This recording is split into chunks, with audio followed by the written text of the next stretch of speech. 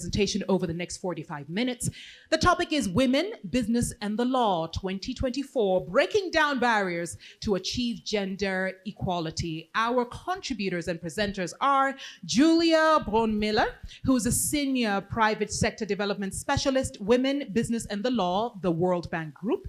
And our second participant or contributor is Marina Elefante, Private Sector Development Specialist, Women, Business, and the Law, the World Bank Group. Ladies and gentlemen, let's give a true ICR4WEE welcome to Julia and Marina. Wonderful.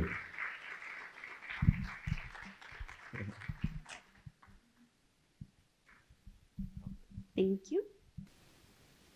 There we go. So, as you can see here from the slide, Julia and I work at the World Bank. Our project is called Women, Business, and the Law.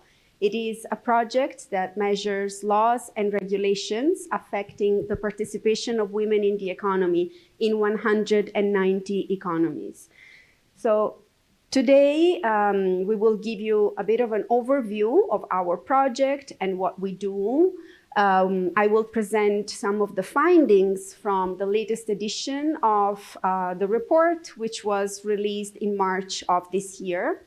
And then Julia will talk a little bit about how to use our data, specifically how it's been used to inform reforms in the countries, but also how different stakeholders can use our data for different purposes. So let me just start by saying that still in 2024, women around the world face critical challenges to their livelihood, from their ability to freely move, choose where to go, choose where to work, become entrepreneurs, or care for their children. And we knew that these barriers affect the ability for them to join the labor force. We have the data that speaks for itself. We know that 1 in 2 women work, but 80% of men do globally. But when we look at specific regions, for example, in South Asia or the Middle East and North Africa, 1/4 of women work while 3/4 of men do.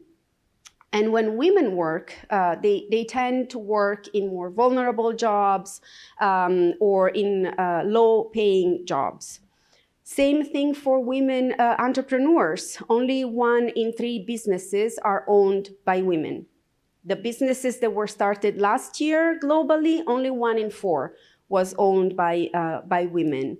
And this is because of a number of challenges for women entrepreneurs, one of which is access to finance, for example.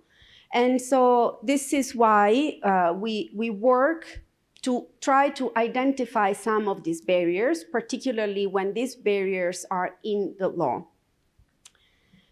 And this is what we have been doing for the past 12 years. The first edition of our report was released in 2010. And it covered 120 countries and 6 areas.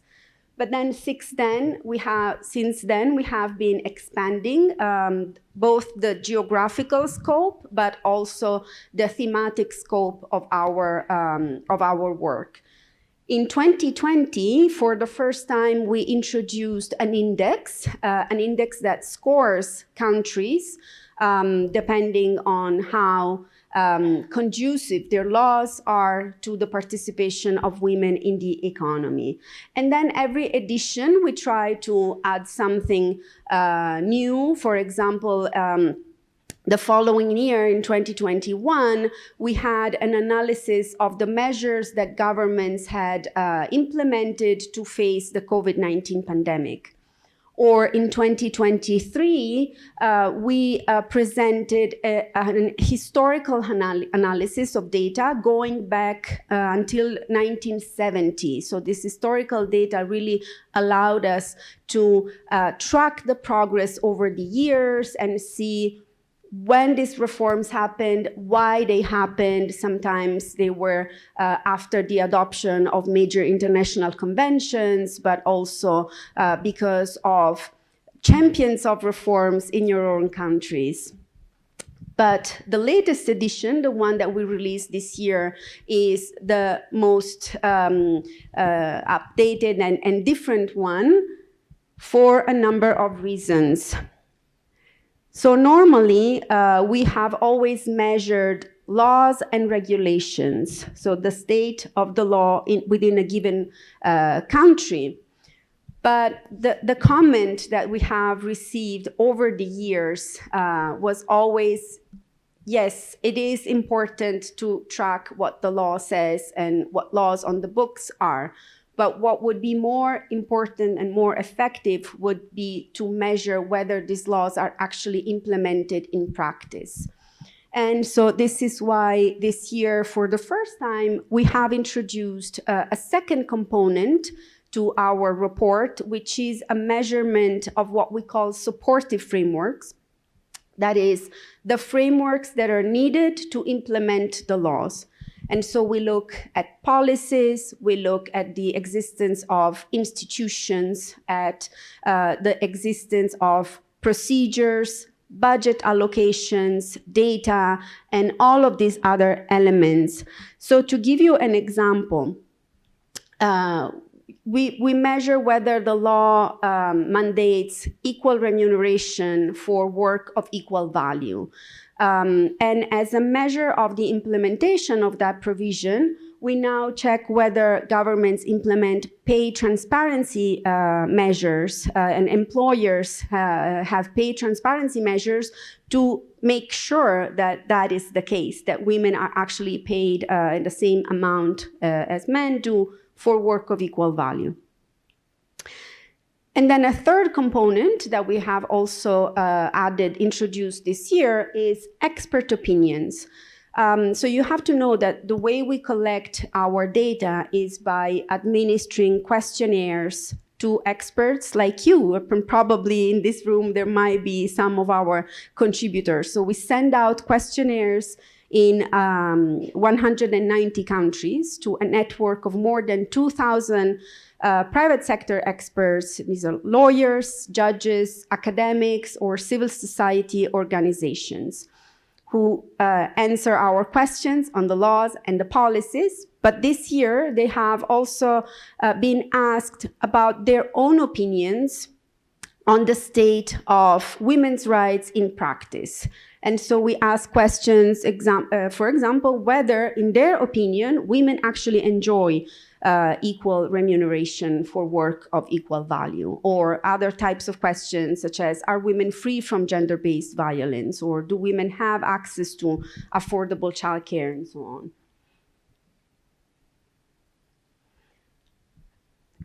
To measure these laws and frameworks, we use an index that is made of 10 indicators this year. It was made of 8 indicators until last year. These indicators are built around the major steps or phases of a woman's working life. We start this year with women's safety. For the first time, we're looking at violence against women because we believe that that is the most important thing. Safety comes first. But then we look at the mobility, so freedom of movement of women, rights at the workplace and pay. But we also look at the rights of women in marriage and divorce, and then after they have children, so with parenthood and childcare. We look at legal barriers to women entrepreneurs, and restrictions on access to property and inheritance, to end with pension.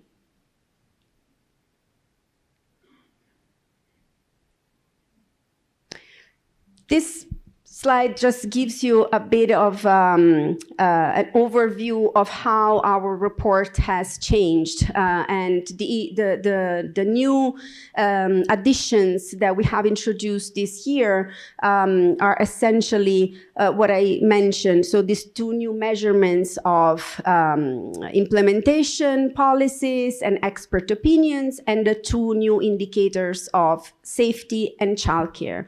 So we call this new version of our report Women, Business and the Law 2.0. But this would become the new and regular Women, Business and the Law.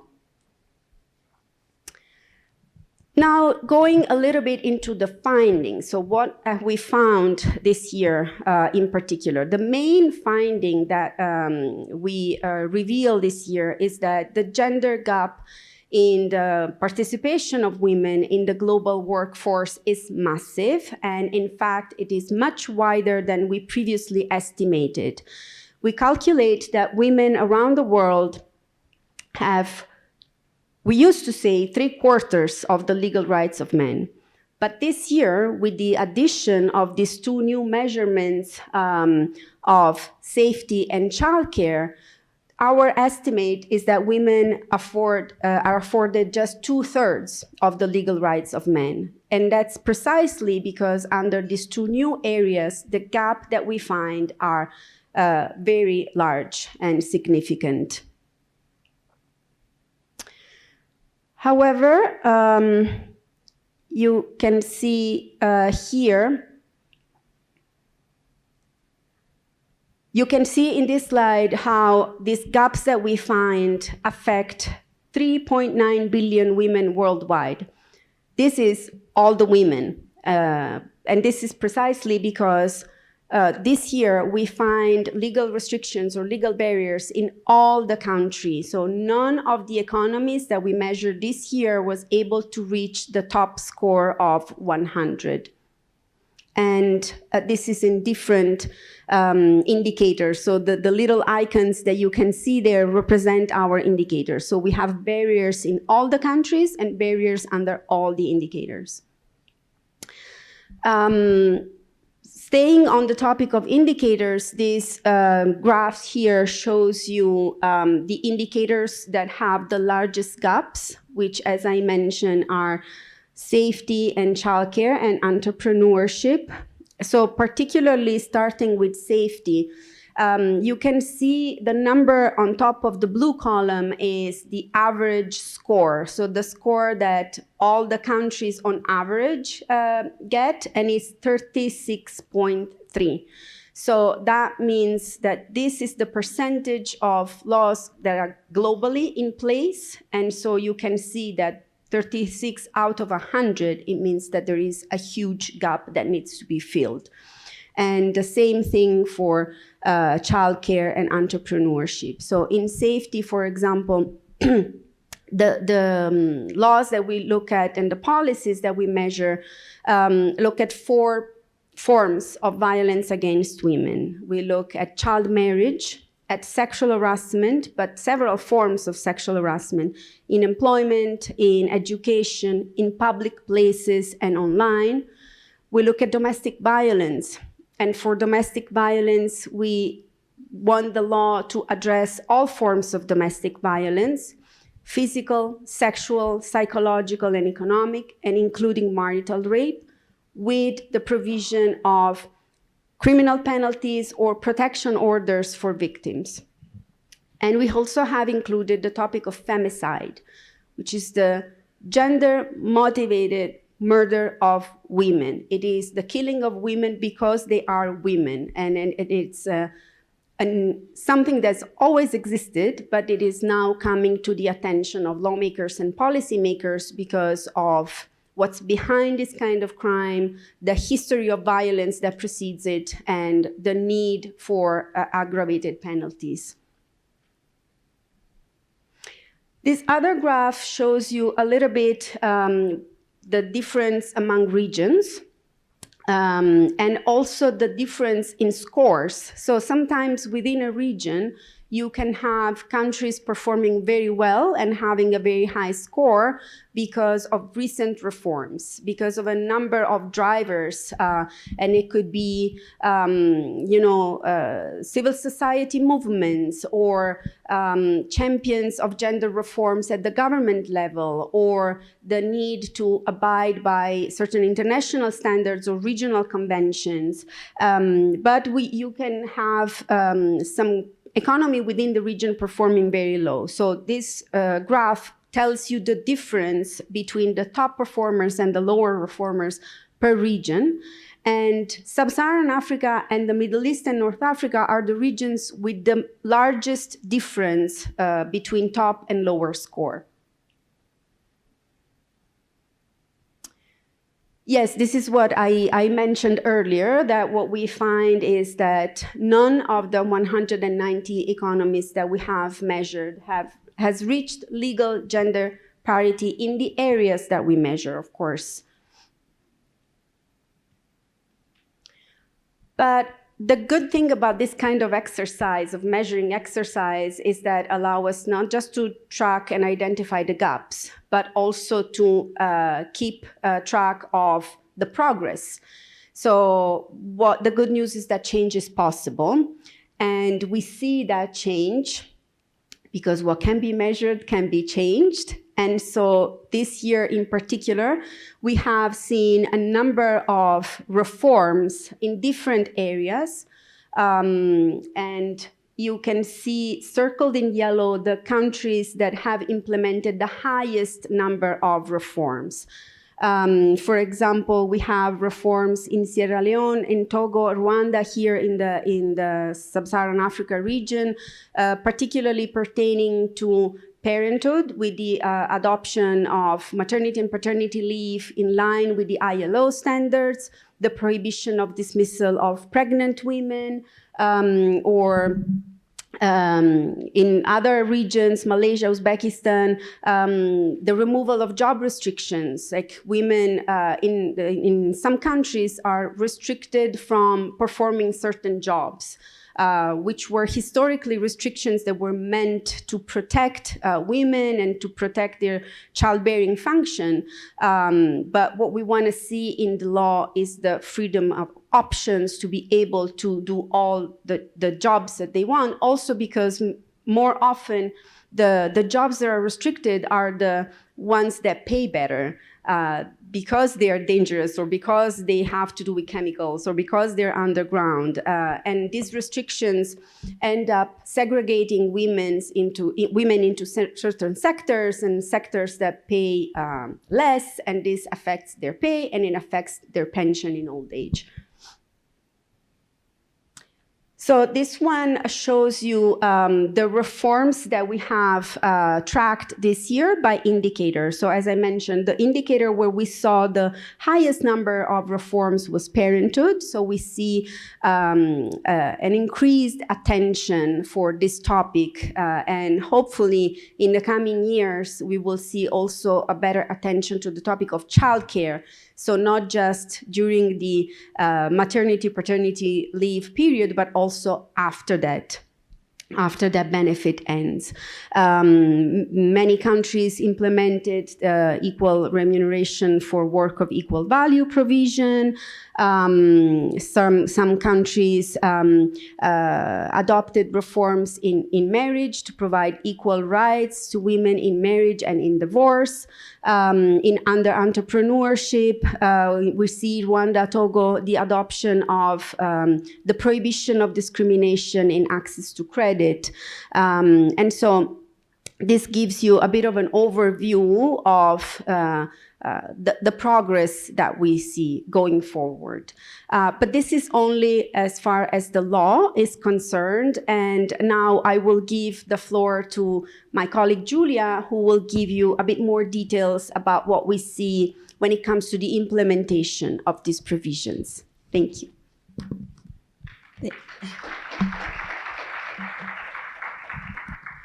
Thank you, everyone. And so let's start. We started with the old, which is the laws on the books, and let's go to the new, which is implementation. And I've heard it already yesterday throughout the day of the conference.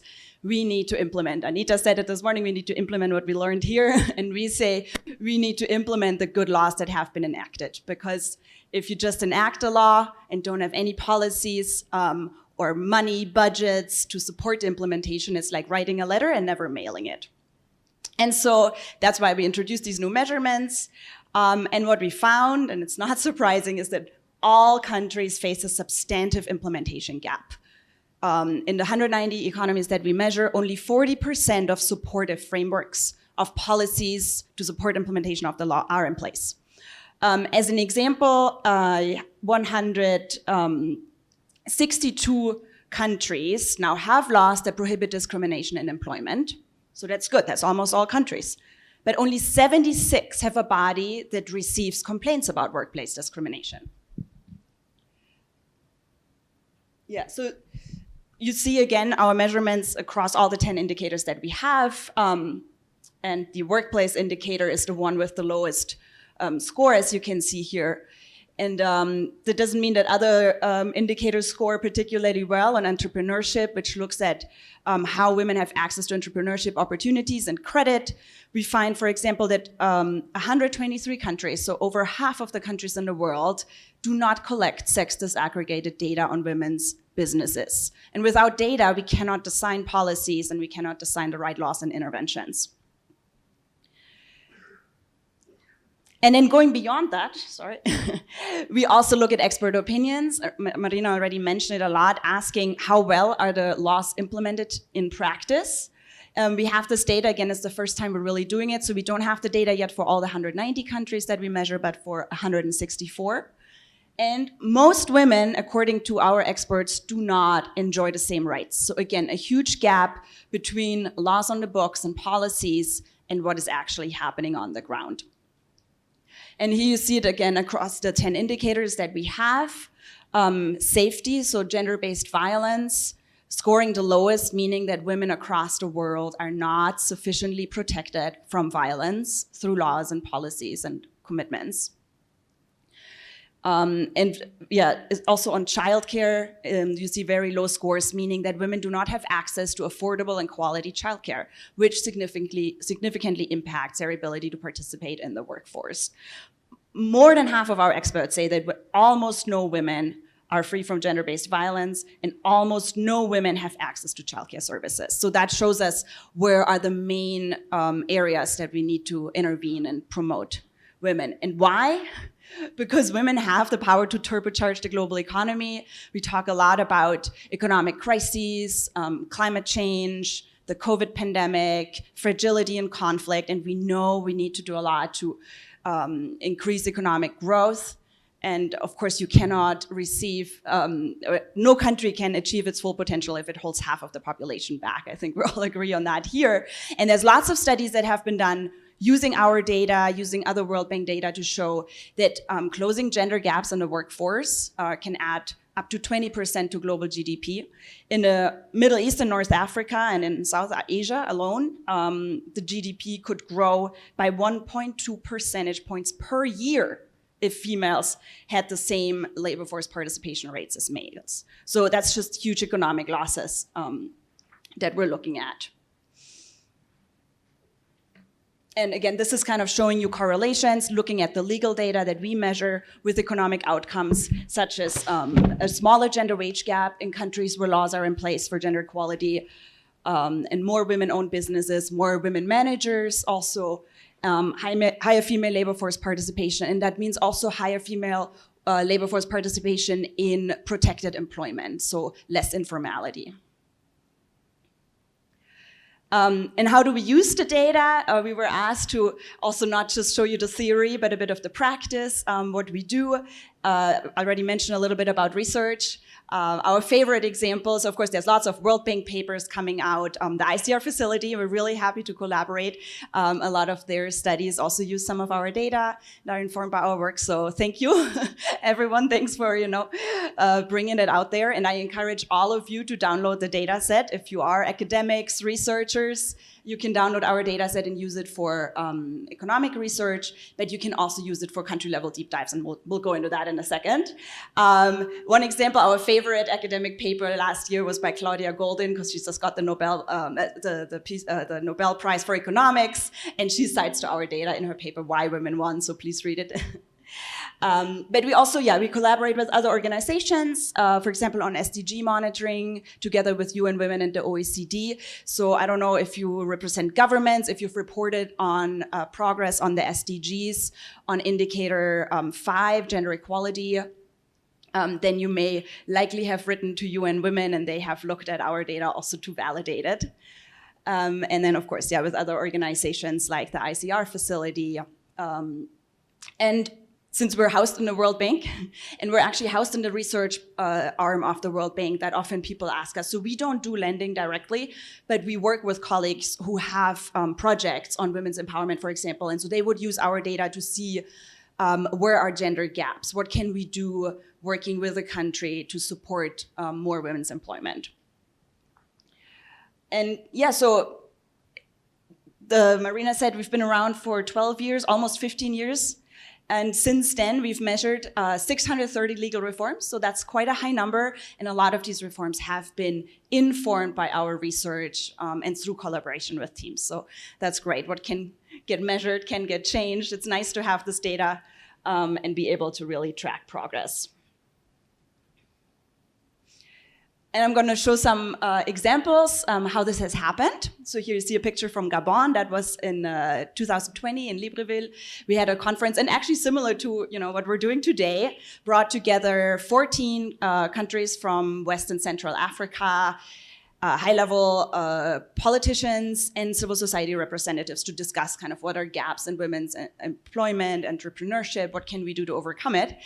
And we presented our data, and that showed very clearly where some of these gender gaps in the legal frameworks were. And that spurred a task force in Gabon, chaired by the first lady, saying, like, we need to do something about this. And within 2 years, the country did major reforms of the civil code, of the labor code, and enacted its first domestic violence law.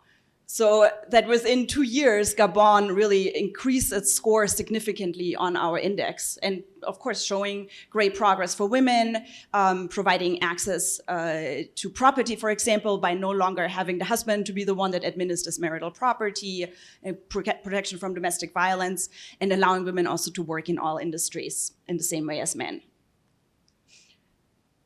Another example is Sierra Leone, and I was super excited yesterday on the panel. We already heard a lot about Sierra Leone, so I don't have to go again into detail how they opened up new opportunities for women to work, introduced maternity leave, paternity leave. So really great news. And again, that also was supported by a World Bank project. And that's just to show how we have our data on Sierra Leone, showing there are a couple of gender gaps in the legal frameworks that may prevent women from equally participating in the workforce. The World Bank doing what is called development policy lending. It was a post-COVID pandemic economic growth project. And together with the government of Sierra Leone, they looked at these legal reforms they can enact to bring more women into the workforce. And here are two other examples from Azerbaijan, where until 2023, women were not allowed to work in 674 jobs. Marina already went into this, our pay indicators. If you do not allow women to work in construction, in mining, in agriculture, in the same way as men, you start doing gender segregation. Often men end up in the higher remunerated jobs. And so yeah, in Azerbaijan, it was transportation and energy. And again, the World Bank working with the government of Azerbaijan, providing the data, the analysis, and then the country enacting a new labor law that allows women to work. And very similar in Vietnam also. Women were not allowed to drill oil wells and repair high voltage power lines. So yes, those are traditionally male jobs, but they also pay a lot of money. So it's important. And if it's dangerous work, we always say it should be safe for everyone. We need to create safe working conditions for everyone, for men and women alike. Here, I already mentioned a little bit the Sustainable Development Goals with the UN, where we're working on monitoring progress on gender equality under the law. Another organization is the Millennium Challenge Corporation. I don't know if you're working with them. It's a US-based donor organization that also has an indicator on gender in the economy that uses our data to provide grants and technical assistance. And so now we're becoming a bit more practical, what I mentioned earlier. I know Stefan said yesterday, close your laptops. I want to just for 5 minutes disagree with him and say, open your laptops or your phones and go to wbl.worldbank.org where you can find out all our data. So again, you can use it for academic research, but you can also use it to see what's going on in your own country. What we measure as gender gaps. And so you see these country snapshots. We have it again for 190 countries now. You see Rwanda, you see kind of, some of the graphs are a little lower, so maybe there is space for legal reform, and others are higher, where already a lot of legal progress has been achieved. And you can download those for the old indicator that's just laws, but also for the new ones, like we're saying, expert opinions and policies to implement laws. We also have additional research if you're interested, for example, DRC, Ethiopia, India, Kenya, Sao Tome and Principe, and South Africa and Togo. We have worked with local groups on the ground to understand how did the reforms happen, what made reforms successful. So hopefully that will help others to replicate gender equality reforms. So yeah, this is what these snapshots look like. Here you see Gabon, so it's the 1.0, just legal, as I mentioned, 2.0 laws and implementing policies and expert opinions. And it's a little bit confusing, but this is because we're doing it the first time this year. Going forward, you will only see the 2.0.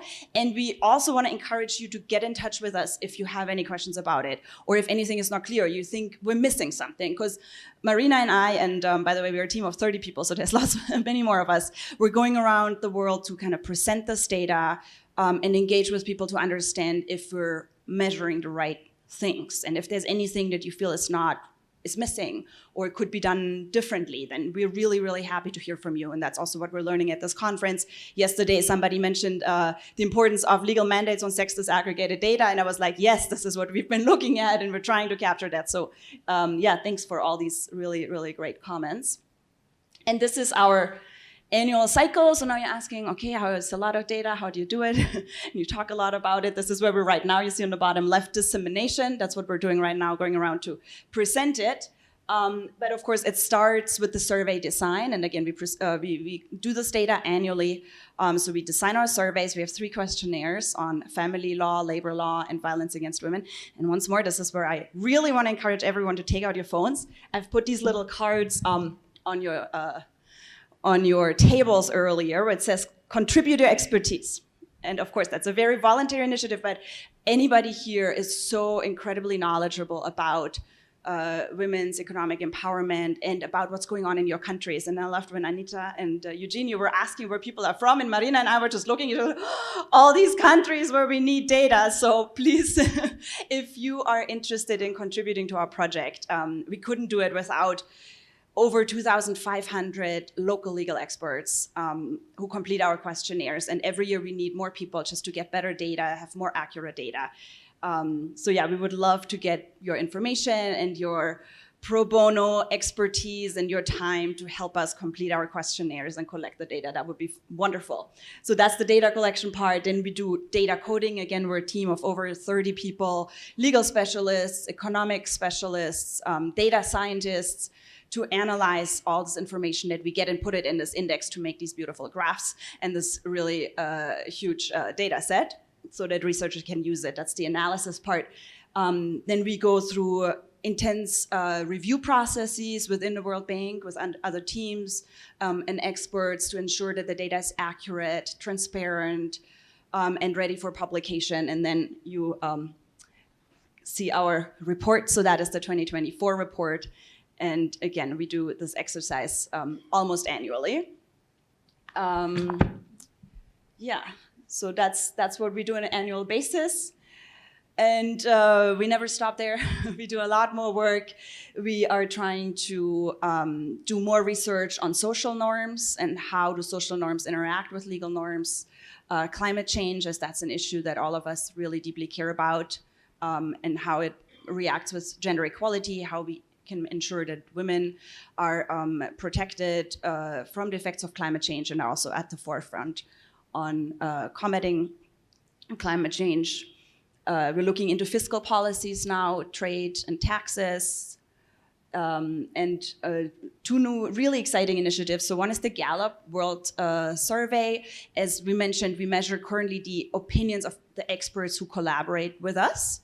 But we also want to work with women on the ground. So we're doing a pilot study in 3 countries, in Bangladesh, Brazil, and Nigeria, with the Gallup World Poll to ask women how well they can participate in the workplace and what the barriers are. So we're very excited to see those outcomes.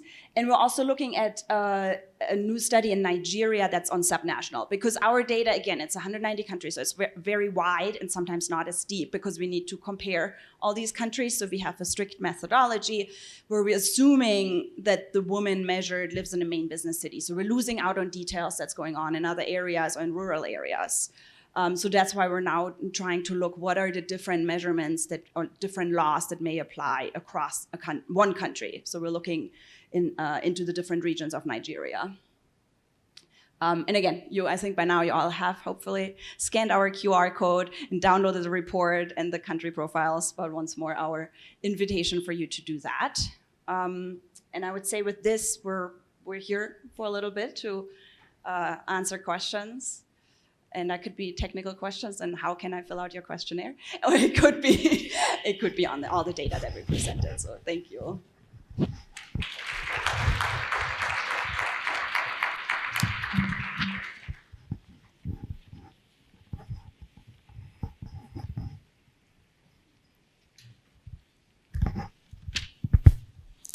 Thank you very much for your insightful presentation. And it gives us comprehensive information on the things you do. I want to commend you for that laudable work. As you mentioned in your presentation, we've done well. I am Bami from Sierra Leone. We've done so much well in terms of policy and legal frameworks. Currently, we are working on developing an accountability framework to ensure we're able to have successful implementation of the GIWI Act. The framework will see how we can hold organizations accountable for carry out gender equality actions effectively. But then I need to be very much honest, we have challenges. As much as we recognize our progress when it comes to women's economic empowerment, we also need to highlight some of these challenges and see how best the World Bank can work with my country to support this implementation gap. Now, we have issues around limited resources when it comes to gender-related programs. The policies are there, the legal frameworks are there, but when it comes to implementation, it becomes a serious challenge. We have minimum budget allocation, yeah? For instance, my ministry, Ministry of Gender and Children's Affairs, receives about 0.2% from national budget allocation. And this poses a serious challenge in terms of getting these laws effectively implemented. So we need to enforce the laws, we need to ensure we promote gender equality, we need to empower women economically. The question is, how can you, as World Bank, work with my country to support this particular implementation gap as in limited budgetary allocation? Thank you. Shall we reply one-on-one or collect more questions? I mean, it was a long question. I'm happy, and then we'll go to you. Okay, so we'll start on Sierra Leone and World Bank operations. And I think one of the most important things to bear in mind is that, yes, it costs money up front to invest in gender equality, but it will pay off. Again, all the research that we're doing shows how much economic growth you could stimulate by closing gender gaps, by making sure women are protected from violence, have equality in the workplace, and access to childcare and childcare benefits. So I think it's really using data, using research, including ours, not only ours, but including ours, to show that closing these gaps, and again, if you look at our report, and we're happy to engage, is we have research on every single data point, on every single one of these indicators to show why it matters. It's not that we just come up with it because we think it's important. We come up with it because we engage with experts like yourselves and other academic experts to show the evidence behind closing these legal gaps. So I think, yeah, showing data on the economic argument can be incredibly helpful, and we've seen that in other contexts where also World Bank teams that do lending projects, investment projects, ensure that closing gender equality gaps, and that includes implementation. Again, just the law is not helpful. We need to have measures to implement. We need to support institutions. We need to have data to design policies, interventions. So I think just, keep saying the same message and really push for the decision makers, because here in the room, we're all agreement. We all work on gender equality, but then you go to the Ministry of Finance and maybe they've not heard about it and hear about it for the first time from us.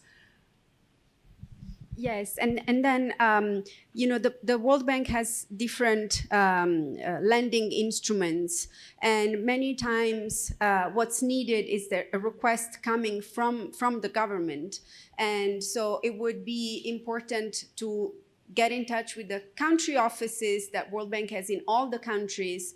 And one of those examples is called a development policy operations, which is a kind of lending that is linked to the adoption, but also the implementation of these reforms. And this could be the type of instrument that would be important in this topic, because exactly reforms that are linked then to the participation of women in the economy. This type of reform is like a typical entry point to achieve one of these outcomes. And these operations have specific indicators and outcome indicators, so they monitor the implementation of the reforms that are adopted.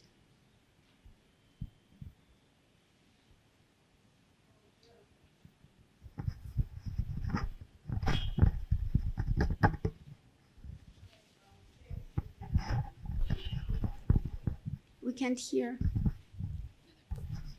Hi, okay, my name is Olivia. I work at SOAS University of London, but I do work specifically on African women's land rights.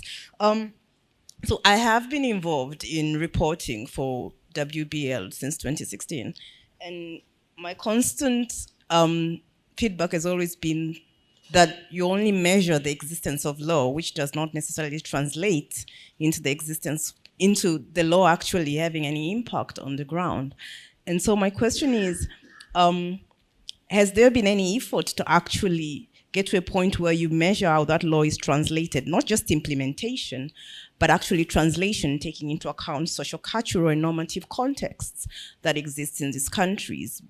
Because law and legal reform, as supported by the World Bank, is usually sometimes even financed by the same World Bank. And so at the end of the day, countries just comply, but then don't necessarily do anything beyond that. Not because they just can't implement it, but because a lot of other factors are involved. Thank you. Yes, thank you. This is an extremely valid comment, and a comment that we have received time and time again.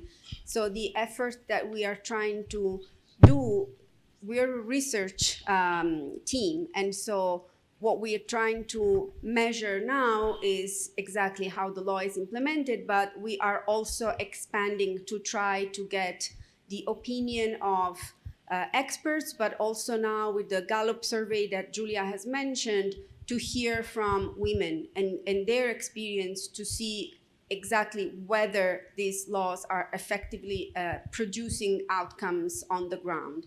This is what we can do, which is measure, keep track of the progress. Of course, the law is only one step, is only one piece of a larger puzzle.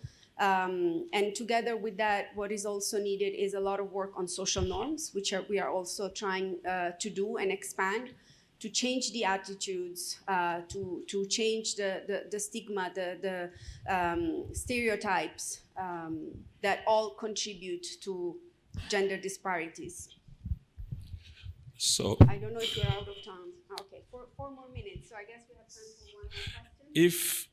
if I have never been proud to be a Sierra Leonean, your presentation presents a classic case for me to be proud. Sierra Leoneans, can we just put our hands together? I am indeed proud to be a Sierra Leonean because of the examples that you have made to project the views and aspirations of Sierra Leone. We are grateful. Indeed, a lot of work has been done by relevant stakeholders to address the imbalances that prevent women from competing on equal terms with their male counterparts in Sierra Leone. In the area of employment, my colleague has not mentioned this, but let me say that yesterday in our session, I seized the opportunity to inform my colleagues that in Sierra Leone today, for job adverts, you'll see a positive discrimination measure. The advert at the end will definitely state that women are particularly encouraged to apply. This in itself serves as a measure that prevents men who are qualified to even apply for those jobs. So you'll see that the room is now given for women to apply and then secure those jobs. I want to believe that my colleague spoke extensively about the World Bank providing resources to the ministries of social welfare and gender and children's affairs in order for us to roll out policies and programs on women's empowerment. I believe that indeed the World Bank has resources to dole out. But what I want to appeal here passionately is for the World Bank to influence budgetary allocation in our country. I know that the World Bank has the capacity to do that, because of the strings that you can pull. Please use added voice in addition to the resources that you are going to provide to these ministries working on women's empowerment related issues. He spoke about their ministry receiving about 0.8 or 0.9% of the resources, but the fact still exists that both ministries, the Ministry of Social Welfare and that of Gender and Children's Affairs, receive less than 1% of the consolidated revenue fund. It's a serious challenge for those of us who want to transform the trajectory in the country, those of us who want to ensure that we achieve gender equality and women's empowerment. So in addition to the resources that you are going to provide to our ministries, I want to passionately appeal that you seize the opportunity also to influence budgetary allocation. Thank you.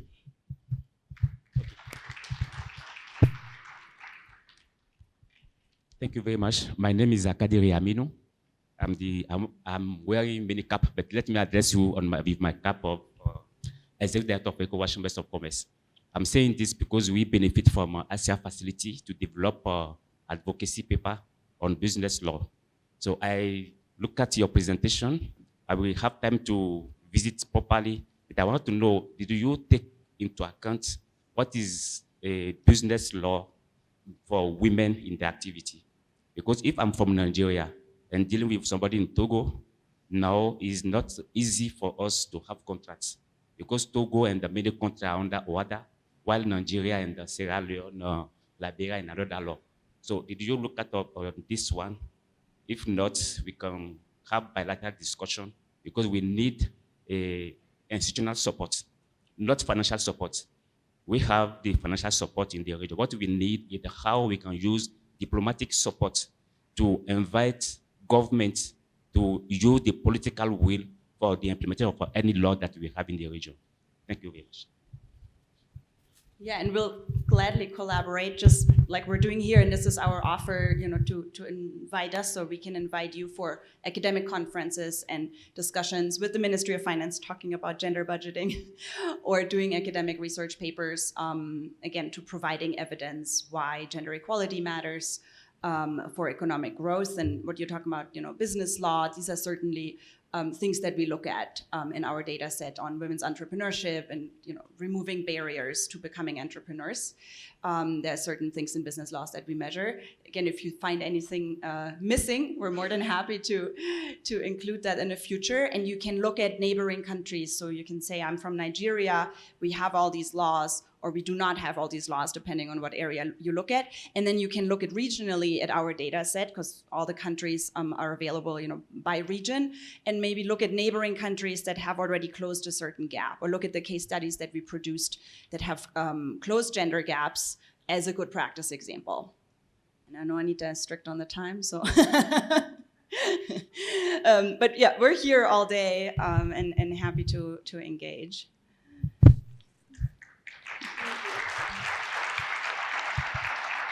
Thank you so much. 1, 2, hello, hello, hello. Thank you so much to Julia and Marina. Another round of applause for them. It's never easy to start the day. Thank you, ladies. You may kindly take